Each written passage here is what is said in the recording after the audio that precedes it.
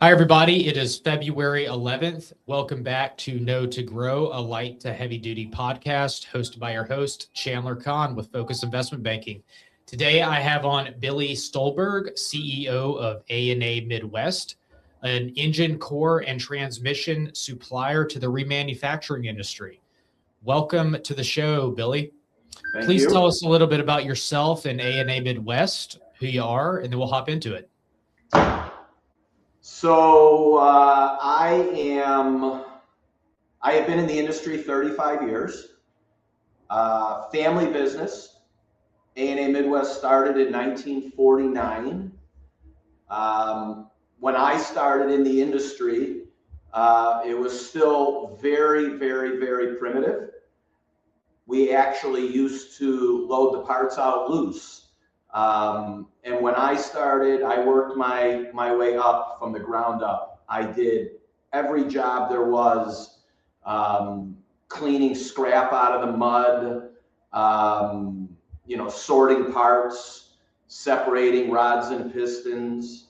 And then we moved into a modern facility. As time's gone on, as everybody knows, with technology, we continue to modernize and operate in a much more efficient manner. And today, A&A Midwest is 50 employees, and we process approximately 2,000 engines every week and purchase about 1,000 transmissions every week, depending on the part as to what we do with them. But it's all geared towards supplying into the remanufacturing market, domestic and worldwide. So in the value chain, tell us a little bit about why kind of the Jaspers and LKQs of the world don't get into what you do necessarily, and why you don't necessarily get into what they do. So as far as the remanufacturer trying to source their needs from a salvage yard, there's a multiple of reasons why that won't work for them. First of all is, like any major manufacturing company, an LKQ and a Jasper, they're each remanufacturing about 1,000 units per day. And as needs come up for production, they're very specific needs, and the kind of volume they're doing. If they try to source themselves on a site-by-site basis, they would have to hire a team of people full-time, and they'd have one or two pieces coming in, as many as 200-300 pallets a day. In the hope that they could actually find what they need. As far as me getting into the remanufacturing side, I personally know that the side of the business I'm on is actually the better side of the business, because we are, in simple terms, a commodity broker. Yeah. Difference between us and some other brokers is brokers will just broker parts from point A to point B and never touch them. Difference being here is we actually take delivery of everything. That way, when a reman like a Jasper LKQ needs 100 of the same number, they can call one house and get all 100 at one time. It's helpful. So, the listeners who may not be on the reman side, tell us a little bit about the value of going with a remanufactured engine, transmission, or an internal part over a brand new aftermarket or OE part. Well, first and foremost in today's world is price. Obviously, a reman part is going to be less money than a new part. But in addition to that is when the OEMs produce new part numbers, new engines, and in today's world, an engine run, 2-3 years is about max. Even if it's the same liter size, they're constantly changing stuff on them. When they're manufacturing these, obviously in their engineering process, they think they're making the greatest high quality engine in the world, but once they get out in the real world, they discover there is failures in them. An example of that right now is the GM recall on the 6.2 LS motor, 22 and up, where That's in your like Yukon type of model, right? yes, Yeah. Yukons, Escalades, high-end Chevy pickup trucks like the Denali pickup trucks, and they're having all kinds of problems with them. I actually have two vehicles with that engine, and one of them, the engine blew at 11,000 miles. Personal vehicles? Yep. So when you get into the remanufacturing process and you have an engine that has a failure like that, you determine what is actually failing on the engine, and then they can make improvements to the blocks, to the cranks, in order to alleviate that problem going forward. A good example of that would be, if there's a problem with oil flow in the remanufacturing process, they could drill an extra hole in the block leading into the cams in order to increase the oil flow so as not to spin the cam bearing, as an example. So you're saying if there was an engine like that you had that kind of blew 10,000 miles in, right? It gets remanufactured. That engine, after they figured out that there was an issue, it could actually exceed OE specs compared to coming off that production line, a year earlier, right? Is that what? Absolutely, because when you go into the remanufacturing process in a remanufactured part, they come in with everything new. So it's really a brand new engine for all practical purposes. The only difference is they shave a few thousandths of an inch off of the insides of the cylinder walls and the crank journals, etc., just to give you a clean, perfect finish again. But then they can improve the bearings, they can improve the rings, where you have an engine that there's a problem with the cylinder heads dropping valves. In the aftermarket, somebody can come out with a different type of valve that's gonna be more durable and hold up better. So one of the things that's driving new vehicle prices outside of interest rates, just the sheer MSRP price of passenger cars and trucks, is the complexity of the new technology, whether it's fuel systems or the actual engine or transmission itself. Has this trend positively impacted the industry? And if so, how much? So, of course, as the cars get more expensive, fixing your used car becomes more attractive. So there has been some increased sales growth on the reman side. When interest rates went up also, the cost of ownership for that vehicle went up. Anything that's related to the cost of ownership increasing is always going to be beneficial to somebody going to a used alternative or a remanufactured alternative. So, as the reman has also benefited, so is, also all the used salvage yards and what have you, because, the average person in this country just can't run out and buy an average cost today, $50,000 for a new car. That's true. Across gasoline and diesel, heavy equipment, so maybe like, mining equipment, right? And then marine, what key trends are you seeing across the space, maybe the last 10 or 15 years? So actually one of the biggest trends right now, and it's really only over the last 5 years, is you have a lot of the major fleets trending away from diesel vehicles and going back to gasoline. Because the diesel vehicles, have gotten more and more expensive also, and the cost of the diesel fuel is not, when I was younger, when I started in the industry, diesel fuel was cheaper than gasoline. Today, it's the opposite. And the whole idea, unless it's a heavy duty application where you need that diesel engine, that diesel horsepower, but for a lot of these mid-range fleet type applications, it used to be they would buy the diesel because of the economy of the fuel being less money, where that dynamic is gone now. So you're talking about medium duty fleets, like maybe, I don't know, class 4 to 6, something like that. Yes, yes, like companies like UPS as an example. You know, the brown trucks all were gas vehicles, but they had a fleet of diesel trucks too, and they're getting away from the diesel engine and they're going all gas. Yeah, utility vehicles, that type of, all your vocational trucks. U-Haul's another one, has gone away from the diesel.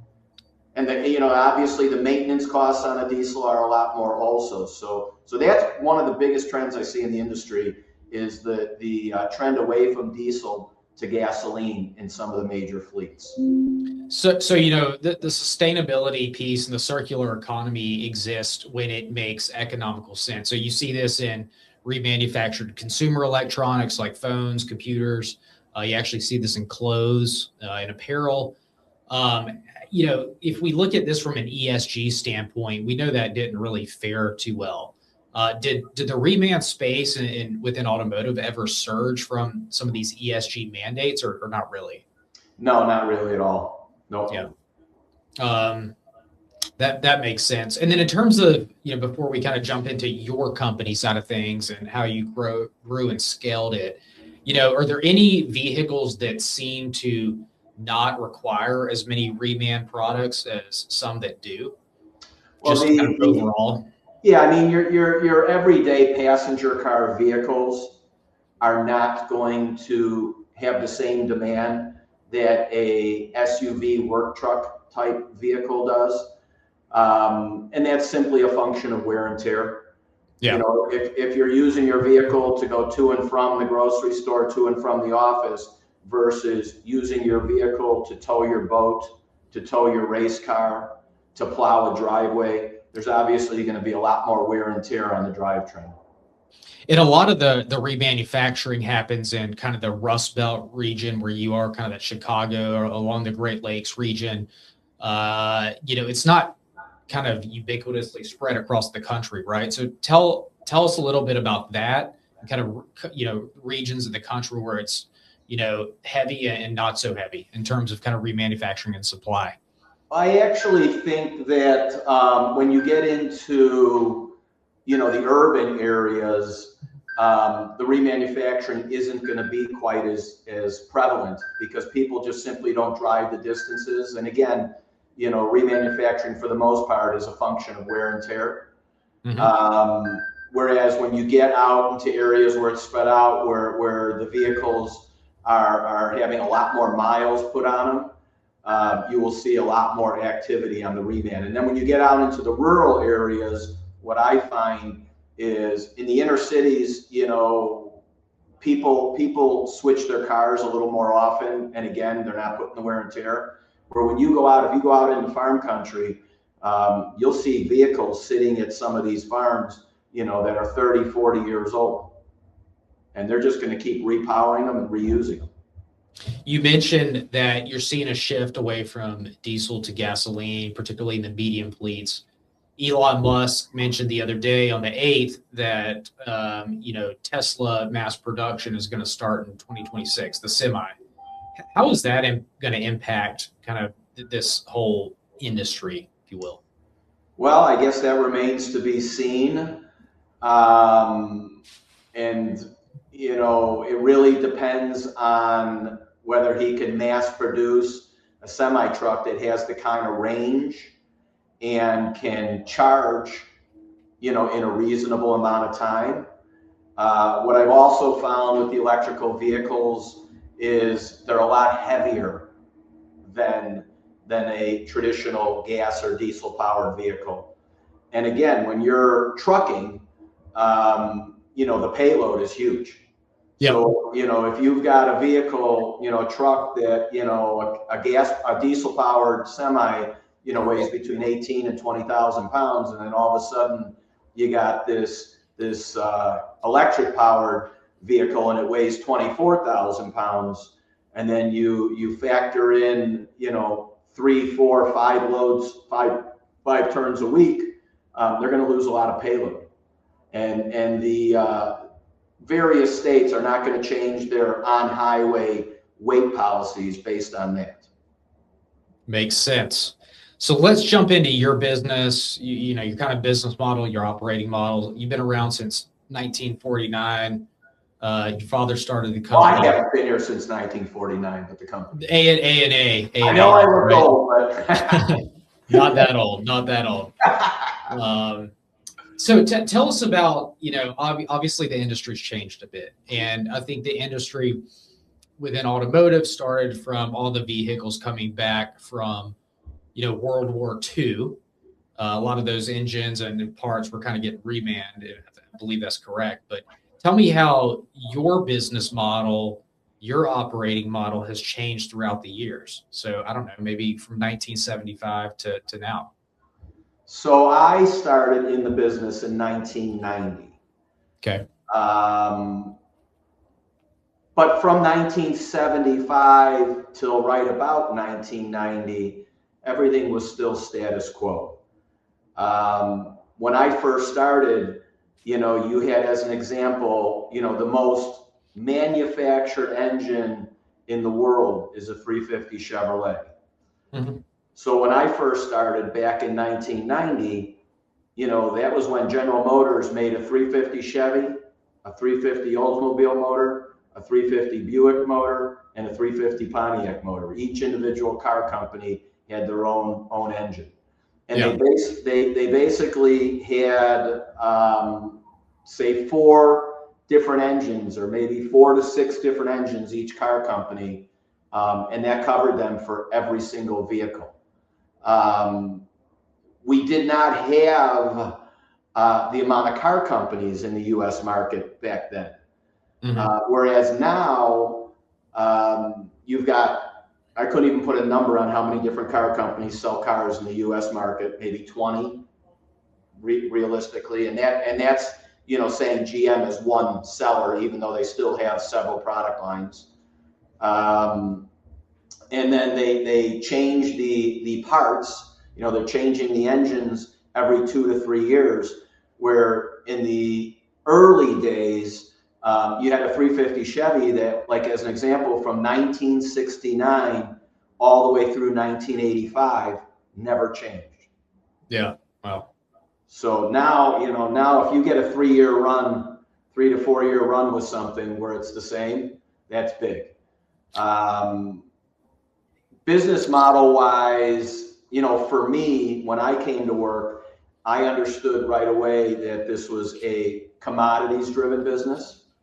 And we are not a function really of what we can sell, because there's always going to be certain parts in demand. So you become a function of what you can buy. And my philosophy always was to keep on buying. You just got to keep updating your needs, but you never, ever, ever stop buying. In today's world, you know, the space requirements to be in our business is large. You need a lot of space. A&A Midwest actively stocks engines from the mid 1960s all the way to the present. And as they keep coming up with new part numbers, not only do we keep stocking all that early model stuff, we have to have room to stock the late model stuff. Business model wise, it's a relatively simple business, being a core supplier, in that it's just a true commodities business. So the basic business model really hasn't changed, but the way of doing business and the cash and space requirements have really changed. Have you had to expand your supplier base, you know, with the automotive recyclers out there, as you know, the basically the engine count or the engine SKU count has expanded over time? So again, as we are a function of what you can buy, you're always looking for new suppliers.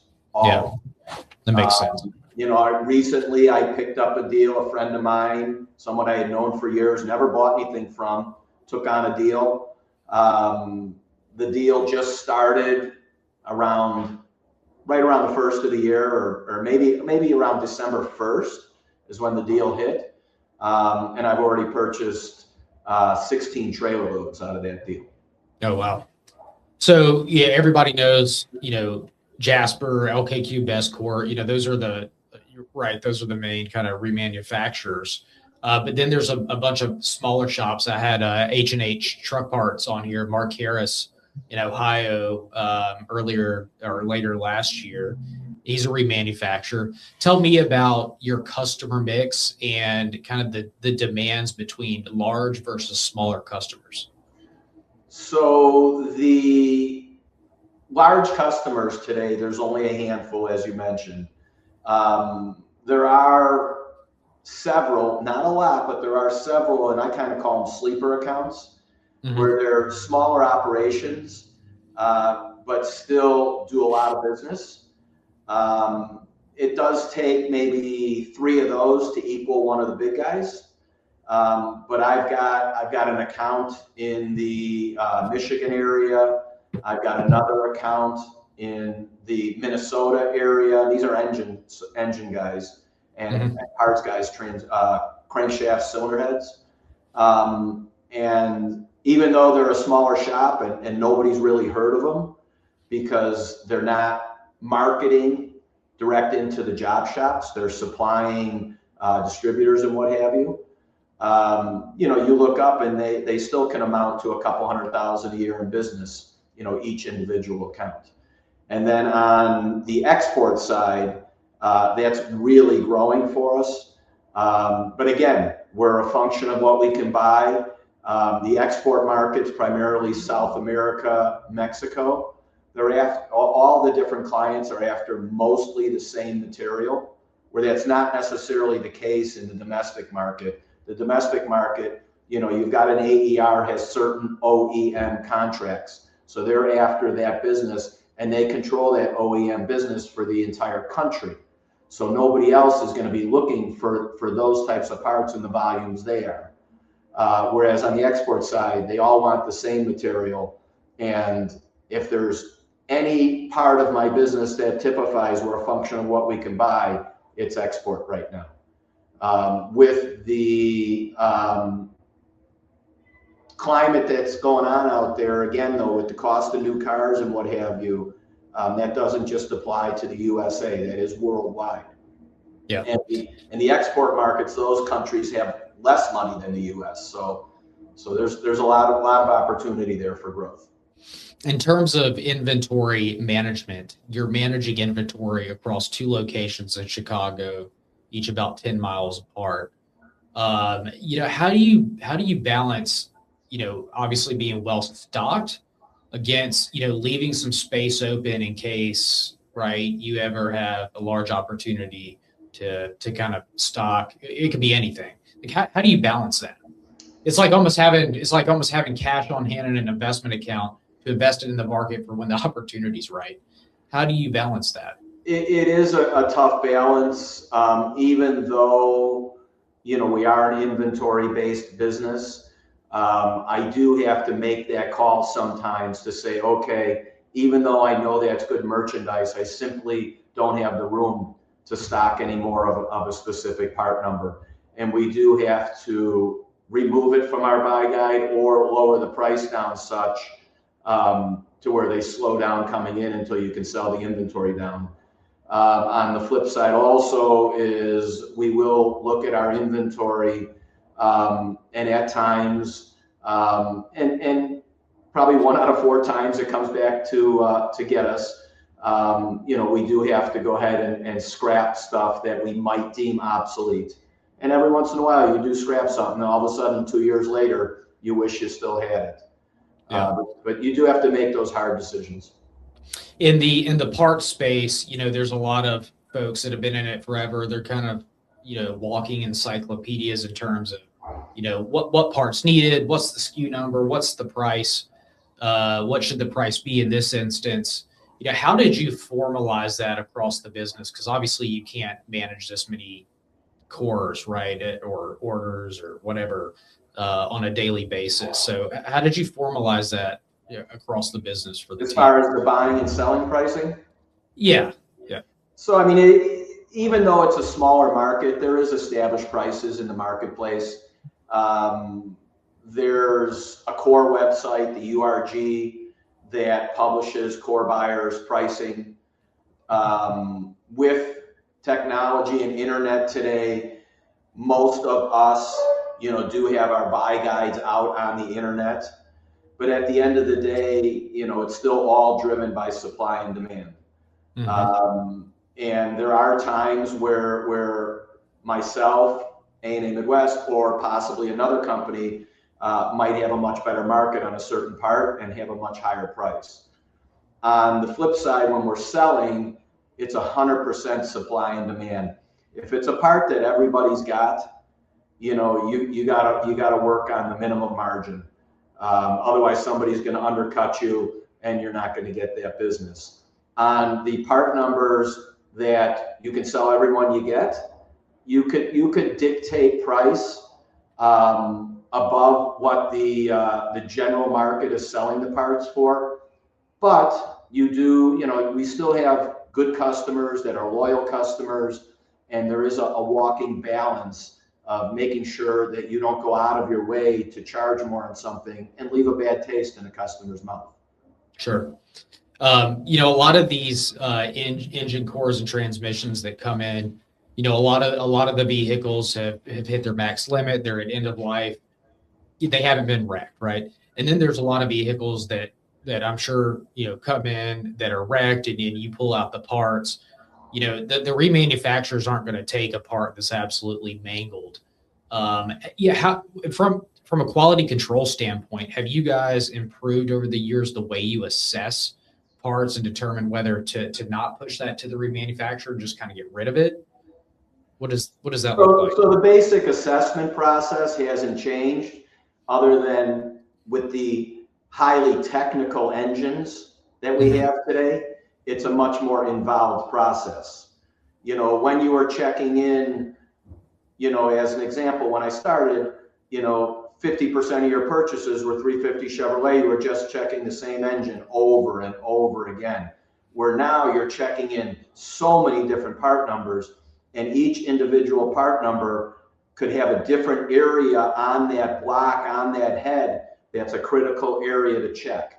Once we learn where the failure is on a specific part, we're checking that part based on where that part typically fails. And if it's an older part, we're definitely checking to make sure that there is still room on the tolerances for them to be remanufactured again. And you have a couple guys doing this, right? Or is it just one or two folks? Or well, I have approximately 25 people working in the engine processing area. I have like 6 different stations, and each station has a team leader. And then I have one person, one employee that actually writes up all the material. But when they go into each individual station and they start going over a load, the team leader and that lead person, discuss the cores and document each individual core one by one. And if there's anything wrong with it, it's documented. Yeah, makes sense. And then in terms of automation throughout the operation, you have an inventory management system, which is pretty much a must. Have you built anything else into the operating model, or anything to kind of make the operation as efficient as possible? As far as efficiencies, we just continue to evolve with materials handling. Yeah. Because in the business I'm in, the products are heavy. We go as far as even down to the area where we sort torque converters. And your average torque converter weighs anywhere from, say, 30 to 60 pounds. Mm-hmm. We actually just put in a whole new crane system, so the people that are sorting the torque converters aren't even handling those by hand. So it's A, for efficiency, and then B, obviously, for safety of the workers, in order to minimize the possibility of having a workman's comp claim, and you never want to see somebody get hurt. Yeah, I get it. You have 2 locations in Chicago, as mentioned. I think the White Sox Stadium is called Great Field. You're right by it. Great. Guaranteed Rate. rate or something. Guaranteed rate. Yeah, Okay. I think it's called rate field now. They keep. So you're right by that on that major highway. Yeah. And then you were in a small town, Blue kind of Island. southwest of that, called Blue Island. Yep. Two locations, not one bigger location. How did you land on both of those locations? Well, the Wentworth location, the family business has been on Wentworth Avenue my entire life, like 60 years. And we ended up, it's just, I think, ultimately before my time, it's the way the chips fell, where my father originally bought his piece of property. I mean, obviously, when he was looking for property, when you can be on the interstate like that from a distribution standpoint, you can't beat it. Yeah. Blue Island was chosen for two reasons. A, Blue Island is a very business-friendly suburb. They really work with you. They really want you there. Even though we run a clean operation, we have all our waste handled appropriately, permits, et cetera. It's still a dirty business.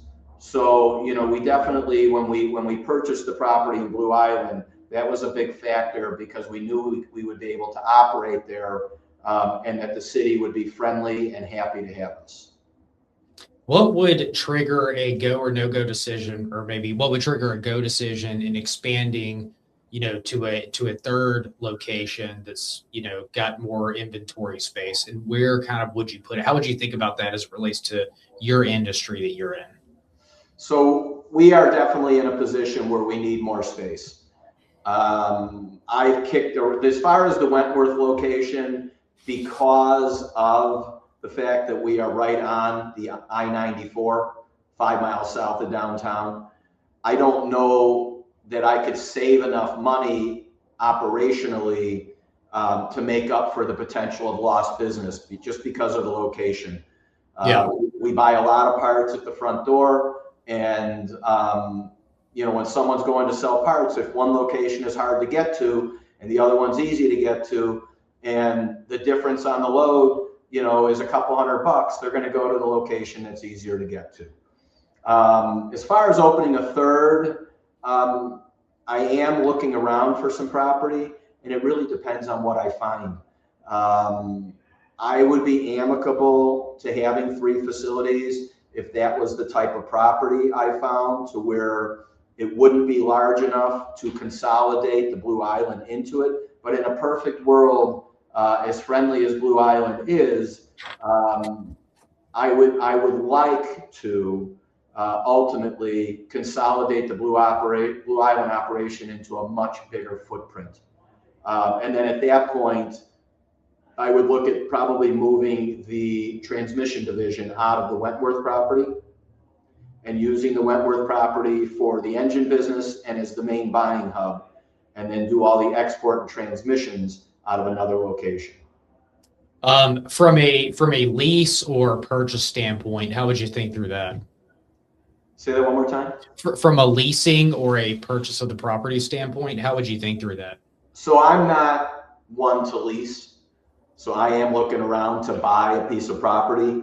And the kind of footprint that I'm talking would be, a minimum of like 100,000 square foot building on a minimum of 5 acres to move the Blue Island facility to. Yeah. Currently, Blue Island is a 40,000 square foot building on only 2 acres, where the Wentworth facility is an 85,000 square foot building, but that's on 4 acres. I mean, we have a lot of space. We have 125,000 square feet of building on about 6 acres of space. We do quite a bit of work outside, storage and sorting and what have you. And that would be the bare minimum, would be 100,000 square foot building. I would like to see something more in the 150, 175,000 square feet, because I know when we did additions here on Wentworth, which we did do 2 additions over the course of the 10 years since I've been here. One of our additions was a 50,000 square foot addition, and within 2 years we filled it up. Wow. Is there any space, within a 15-mile radius of downtown Chicago that's affordable at that square footage? So there is space out there. It really depends on the age of the building. Yeah.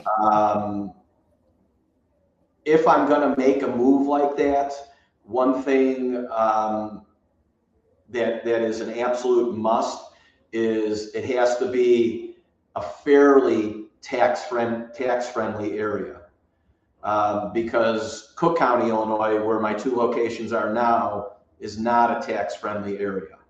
There are, so it probably, in reality, 15 miles probably is not going to happen. It's probably going to be, 30 to 50 miles. I believe I think you mentioned before this call, you do have to contest the taxes every year, right? Every year.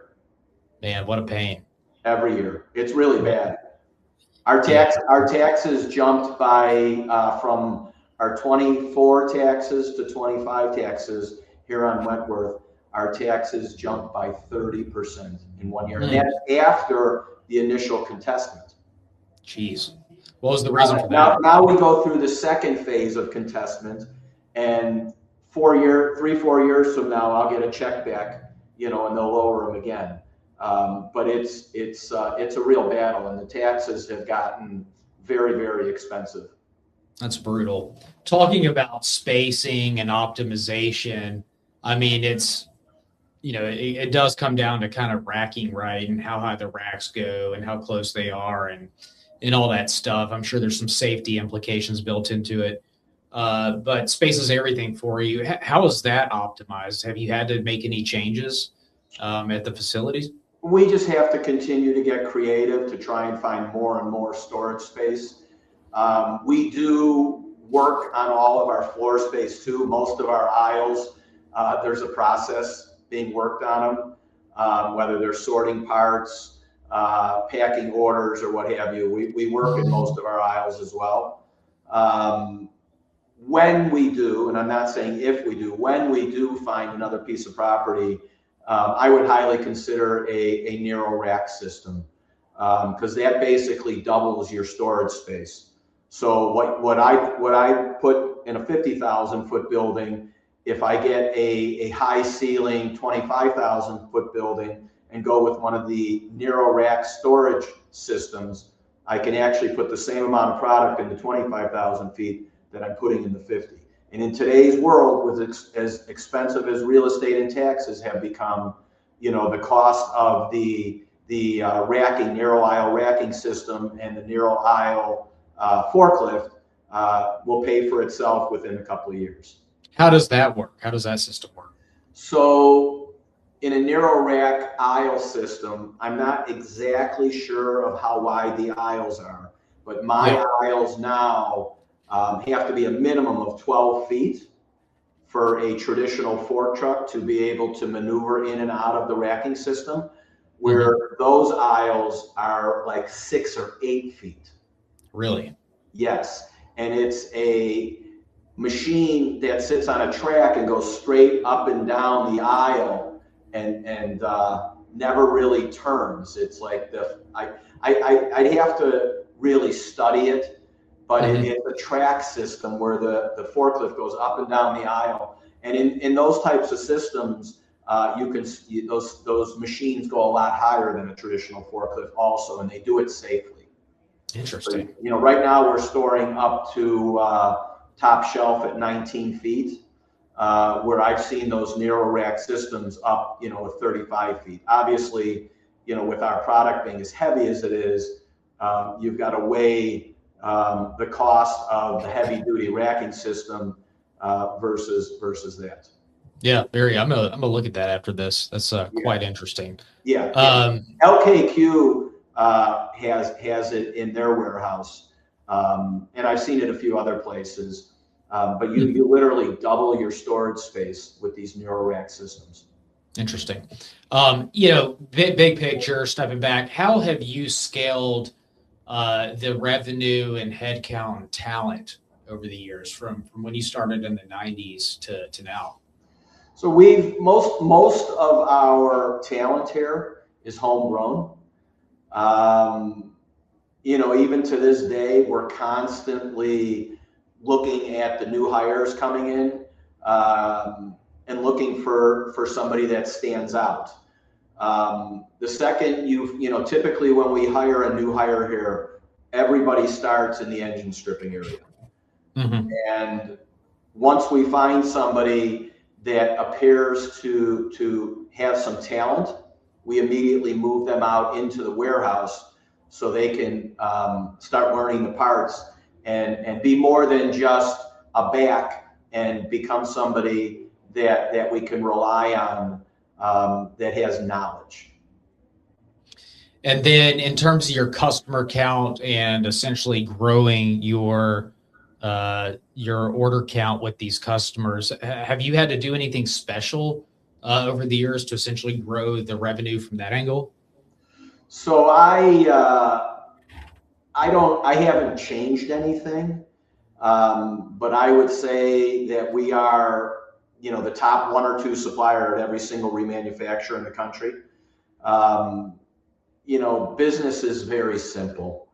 You need to honor your promise. You need to return a phone call, return an email, and then you have to know your product. One area that we shine as a company is our customers and the people that sell us parts. They rely on us for the knowledge. We get a lot of inquiries where people are calling just to pick our brain, to find out, if we've seen this, or will this work for that, or how do you tell the difference on that? And having that knowledge in-house gives us a large competitive edge over our competitors. As you know, in this world today with technology, the younger generation, they want to do everything for a computer. But this is still a hands-on business. And if you're just talking part numbers, you're not going to know how to tell the difference and be able to explain something. Makes sense. Before we hopped on this podcast, we were talking about how you're flying out to Utah to catch a little snow on the mountains. You spend a lot of your time, traveling in Utah. How you seem to balance that out while running the business at the same time? Well, it all goes back to having really good people. And I have a really good team here with a lot of knowledge and people I trust. I've got a very, very tenured crew. So from that standpoint, operationally, I don't have to micromanage it. I do go and come. I travel a lot, but I do like to go and come because I still will walk the warehouse and see things and call the lead people over, and have things changed, have things cleaned up, have things fixed. So you can't totally do absentee ownership from that standpoint. But on the day-to-day work that I do, which is sourcing the product, and then handling some of the sales, with technology today, give me a telephone and a computer, and I can do most of what I do, 80% of my job, from anywhere. In terms of accelerating growth, there are some things that can kind of hinder this. One is obviously capital. Two is labor, talent shortage, supply constraints, market limitations, that type of thing. Is there anything from, what are the top two things that you could think of that you would have to address before kind of approaching forward growth? So for me, the number one factor is space. Yeah. We've like we've talked about, we've been in business forever. So I have a network of suppliers that like doing business here, that sell me all their parts. We have a very good name in the industry, so people do find us all the time. People are like, hey, call this guy. But I can tell you that I don't go out of my way looking for suppliers either. And there's all kinds of publications. There's salvage yards throughout the United States that you could get on a plane and go to an area and go visit. There's, like I talked about, the URG program that helps the salvage yards see what each individual core buyer is paying.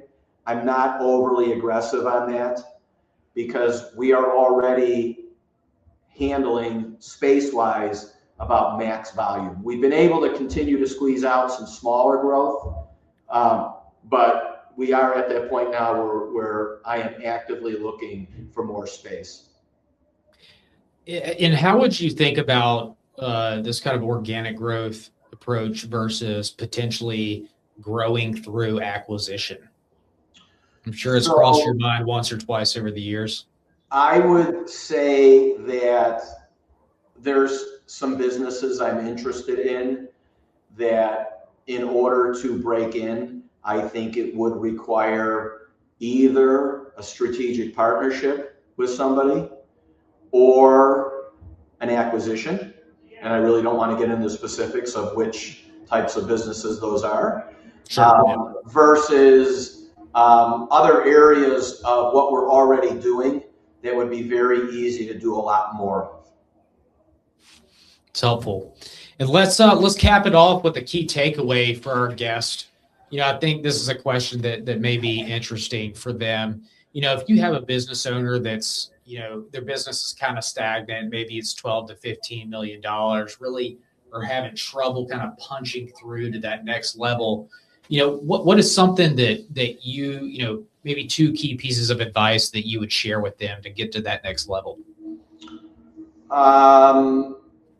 Well, the first piece of advice, because I've learned that the hard way over the years, is you really have to identify an opportunity and make sure it's an opportunity that that you have the expertise to tackle, and that won't leverage you. I could tell you that you have to have people. As you mentioned, labor is a big factor in holding people back. So if you get the buggy before the horse and you go out and you try and grow, and then you don't have the expertise and the people to handle what you're doing, you could just permanently injure it right out of the box, and never have a chance to come back from something like that. You have to grow strategically, and you have to stick to what you know. Well said, my friend. Billy, A&A Midwest, thank you so much for coming on today. Real pleasure having you on, and look forward to tracking the progress as we go forward in 2026. I appreciate it. Enjoyed the discussion, Chandler. Have a good one. Thanks, Billy. You got it. Bye-bye.